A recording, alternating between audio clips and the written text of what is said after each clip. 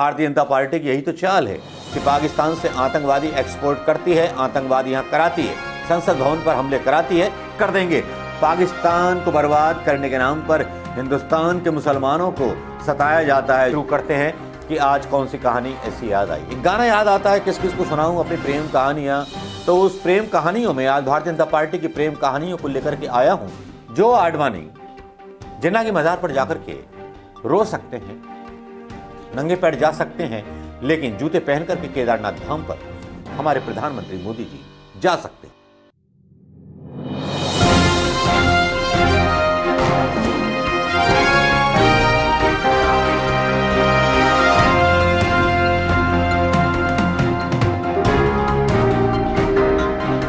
दोस्तों नमस्कार, मैं मनोज कुमार शर्मा एक बार फिर आपके बीच में इतिहास के पन्नों में झांकते हैं तो बहुत सारी ऐसी जानकारी मिलती है जिनसे पता चलता है। इतिहास के पन्नों में झांकेंगे तो बहुत सी जानकारी ऐसी मिलती हैं दोस्तों, जिनसे बहुत कुछ सामने आने लगता है। वो एक छवि सामने आने लगती है उन लोगों की, उन करप्ट लोगों की जो पाकिस्तान के विरुद्ध भले ही नारा लगाते हो और पाकिस्तान के नाम पर हिंदुस्तान में रहने वाले हिंदुस्तानी मुसलमानों के घर जलाते हो। त्रिपुरा का हाल तो देखा होगा, पुलिस के संरक्षण में दंगे तो देखे होंगे, लेकिन आज एक ऐसा खुलासा जो आम आदमी तक नहीं पहुंचता, लेकिन आज यूट्यूब के जरिए वो खुलासा आम लोगों तक पहुंचाना चाहूंगा। हिंदूवादी राष्ट्र क्या होता है और देशभक्ति क्या होता है, इसका अंतर साफ साफ आपके बीच लेके आना चाहूंगा। दोस्तों आज ट्विटर पर एक बेमौका की बात हुई कि एक व्यक्ति ने ट्वीट किया, नाम है नितिन कुमार। नितिन कुमार जो हैं पत्रकार हैं आज तक रेडियो के। उन्होंने आज एक ट्वीट किया जिसमें उन्होंने लाल कृष्ण आडवाणी के बारे में कुछ खुलासे किए। आपको याद होगा दोस्तों कि जब अटल बिहारी वाजपेयी की सरकार थी, मेरे कहने का सिर्फ मतलब ये नहीं है कि मैं क्या कहना चाहता हूं। कहना यह चाहता हूं कि आज मोदी जी को कितना भी दोष दे लें, लेकिन बीज ही खराब था तो पौधा तो खराब निकलना था, कड़वा निकलना था। वही हो रहा है। आज बहुत सारी बातों के खुलासे होंगे आपके बीच, हमारे और आपके बीच बातें होंगी और बातें इतनी गहरी होंगी, इनको शेयर करना मत भूलिएगा। आम लोगों तक इस वीडियो का पहुंचना बहुत जरूरी है, सच्चाई पहुंचनी बहुत जरूरी है। सच्चाई के कुछ पॉइंट्स मैं बता देता हूं। जो हिंदुत्व के नाम पर भटकाए गए हैं लोग, वो समझें कि भारतीय जनता पार्टी का असली हिंदुत्व सत्ता के लिए है या देश के लिए है। नंबर 1। नंबर 2, इन्होंने देश की इकोनॉमी को नशे के कार्टेल के हवाले कर दिया है। नंबर 3, जो आडवाणी जिन्ना की मजार पर जाकर के रो सकते हैं, नंगे पैर जा सकते हैं, लेकिन जूते पहन करके केदारनाथ धाम पर हमारे प्रधानमंत्री मोदी जी जा सकते हैं। इसके बारे में कोई मीडिया नहीं बोलता, कुछ नहीं बोलता। लेकिन चलिए कहानी शुरू करते हैं कि आज कौन सी कहानी ऐसी याद आई। एक गाना याद आता है, किस किस को सुनाऊं अपनी प्रेम कहानियां। तो उस प्रेम कहानियों में आज भारतीय जनता पार्टी की प्रेम कहानियों को लेकर के आया हूं। उम्मीद है आपको पसंद आएगी, आपको यह खुलासा अच्छा लगेगा। यह बात है जब 2001 में परवेज मुशर्रफ नाम के एक व्यक्ति ने जो था सत्ता परिवर्तन कर दिया था पाकिस्तान के अंदर। ये वही परवेज मुशर्रफ था जो कारगिल में हमारे शहीदों को मतलब ढूंढ ढूंढ करके मार रहा था। मुशर्रफ ने कारगिल में हमारी सेना को क्षति पहुंचाई थी। पुलवामा भी याद रखिएगा साथ में कि पाकिस्तान की किस तरह से सहायता मिलती है पुलवामा के शहीदों की जांच के लिए। जो पुलवामा के शहीदों की जांच के लिए तो नहीं, ये कैंप में जब विस्फोट होता है तो ISI बुलवाई जाती है। मेरे कहने का मतलब यह है कि पाकिस्तान परस्त भारतीय जनता पार्टी आज भी वो रिश्ते नहीं भूली है।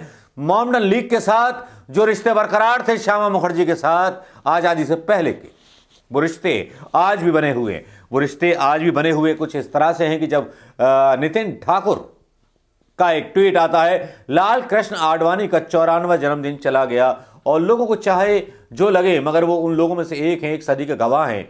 3 साल पहले करण की एक किताब आई, उसमें कई रोचक किस्से थे।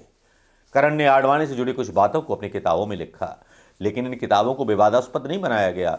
जैसे कि राहुल गांधी के बारे में कुछ किताबों में लिख दिया जाता है, उनको टिप्पणी बना लिया जाता है। लेकिन आज हम वो राज खोलेंगे, वो काज खोलेंगे, भारतीय जनता पार्टी के चेहरे से वो नकाब उतारेंगे कि जो अपने आप को हिंदुत्व का दम भरती है, हिंदू पार्टी कहती है। आडवाणी के बारे में ये खुलासे वाकई में बहुत खतरनाक हैं और मोदी जी तो बिना बुलाए जो थे, बिना किसी कैबिनेट की मीटिंग पास हुए, दुश्मन देश जिसको घोषित कर रखा था कांग्रेस सरकार ने, उसके यहां बिरयानी खाने पहुंच गए थे। खैर, वो आगे आएंगी बातें। बात कर रहे हैं किताब की, तो किताब की बात होनी चाहिए। नितिन ठाकुर आगे लिखते हैं, आडवाणी के इस पहलू से पता चलता है जिसे राजनीति की शुष्कता में देख पाना असंभव ही था। साल 2000 के शुरुआती दिनों में अशरफ जहांगीर काजी भारत में पाकिस्तान के उच्चायुक्त बनाए गए थे। इस दौरान राष्ट्रीय जनतांत्रिक गठबंधन यानी कि एनडीए की सरकार, आडवाणी डिप्टी पीएम थे। दोनों तरफ की सरकारें आपसी रिश्ते मजबूत करने की कोशिश कर रही थी। बस भी चलाई जा रही थी, सब कुछ चलाई जा रही थी। बदले में क्या मिला? कारगिल मिला ना। अब इसमें क्या होता है कि ट्वीट आते हैं, इस सिलसिले में करण थापड़ को जिम्मा सौंपा गया कि वो अशरफ जी को, राजदूत को, पाकिस्तानी एम्बेसडर को अपनी कार में बिठा करके पंडोरा घर में, जो पंडोरा पार्क में स्थित घर है आडवाणी का, वहां लेकर के आए। रात के 10 बजे रात के अंधेरे में मुलाकात होती है। रात के अंधेरे में मुलाकात होती है, कोई मीडिया नहीं होता है। अशरफ को लाया जाता है, 1.5 घंटे मुलाकात चलती है। 18 महीने आडवाणी अशरफ 20-30 बार मिलते हैं। क्या 26/11 के अब्दुल कसाब की भूमिका लिखी जा रही थी या क्या किया जा रहा था?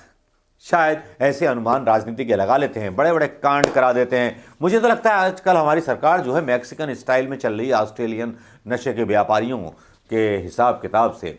मुलाकातों का सुखद नतीजा निकला, भारत के लिए नहीं, पाकिस्तान के लिए।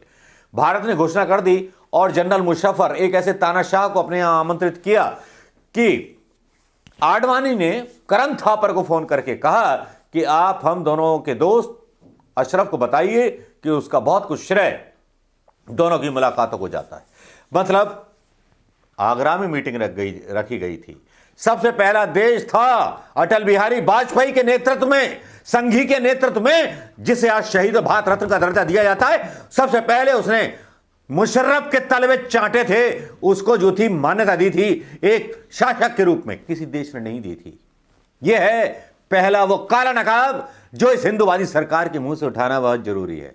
यह काला नकाब उतरता है। इस किताब में आगे लिखा है कि करण ने ऐसा ही किया जैसा सब कुछ बोला गया था। सभी ने आडवाणी की स्टडी के रूम में चाय पी, मतलब पाकिस्तानी एम्बेसडर अशरफ।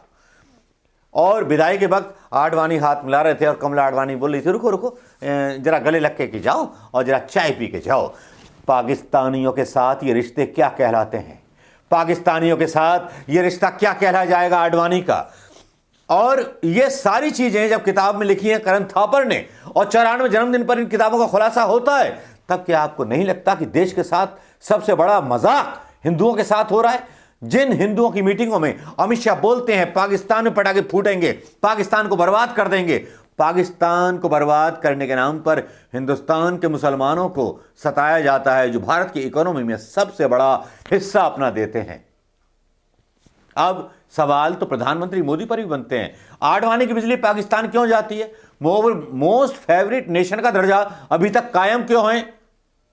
भारतीय जनता पार्टी की यही तो चाल है कि पाकिस्तान से आतंकवादी एक्सपोर्ट करती है, आतंकवादी यहां कराती है, संसद भवन पर हमले कराती है। इस तरह की हाई एक्शन पॉलिटिक्स केवल अटल बिहारी वाजपेयी के जमाने में या फिर मोदी जी के जमाने में देखने को मिलती है, जहां पर शहीदों के कैंप उड़ा दिए, सैनिकों के कैंप उड़ा दिए जाते हैं और पुलवामा कांड हो जाता है। डायनामाइट कहां से आया?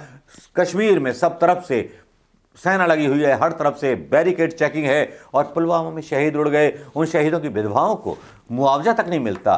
3 रूप, मतलब कहते हैं ना दुमई सांप का नाम सुना होगा ना, इधर से चलेगा तो इधर से काटेगा, इधर से चलेगा तो इधर से काटेगा। सच्ची बात तो यह है कि सत्ता पाने के लिए भारतीय जनता पार्टी ने साम दाम दंड भेद केंद्र में आने के लिए ये सारी चीजें अपनाई हैं। पाकिस्तान की मुस्लिम लीग का साथ हमेशा निभाया है। भले ही पाकिस्तान के खिलाफ ये जहर उगलते रहे हों, लेकिन सच्चाई ये भी है कि प्रधानमंत्री मोदी ने नवाज शरीफ के यहां बिना बुलाए, बिना हिंदुस्तान की कैबिनेट में मीटिंग किए जाकर के बता दिया था कि इस देश का सर्वे सर्वा मैं हूं। अब आते हैं दूसरे पक्ष पर, अफगानिस्तान की भी बात कर लेते हैं। अफगानिस्तान में जिस तरह से 3000 केजी का चरस, स्मैक या कोकीन कह लीजिए, जो भी उतरता है, क्या हिंदुस्तान मैक्सिको की राजनीति की राह पर चलने पर है, जहां खुद गृह मंत्रालय अदानी के किसी एक मीडिया के मुंह से जवान नहीं निकलती है, किसी एक मीडिया के मुंह से सवाल मोदी से नहीं होता है। यह है हमारा नपुंसक मीडिया, यह है हमारा नपुंसक न्यायपालिका, जो सुप्रीम कोर्ट खुद संज्ञान नहीं लेता। सब बिके हुए हैं। पता नहीं यार, आजादी लेके भी हमने क्या किया, आजादी के बाद क्या कमाया। हम अच्छे बुरे नेताओं में फर्क नहीं कर सकते, हम अच्छी और बुरी नीतियों में फर्क नहीं कर सकते। बस जो फ्री बांटा गया वो ले लिया। 5 किलो राशन की भीख हर हिंदुस्तानी को थमा करके हल्ला मचाया गया। कोरोना की मौतों पर जश्न मना करके हल्ला मचाया गया। नोटबंदी पर हल्ला मचाया गया। कितने लोग मरे, क्या उनके लिए एक दिन की भी शोक सभा की प्रधानमंत्री मोदी ने? क्या प्रधानमंत्री मोदी ने केवल थाली डंडा बजवाया था? क्या एक दिन के लिए मौन रखा उन शहीदों के लिए जिनको बोल रहे थे कि देश के हित के लिए लाइन में लग जाइए?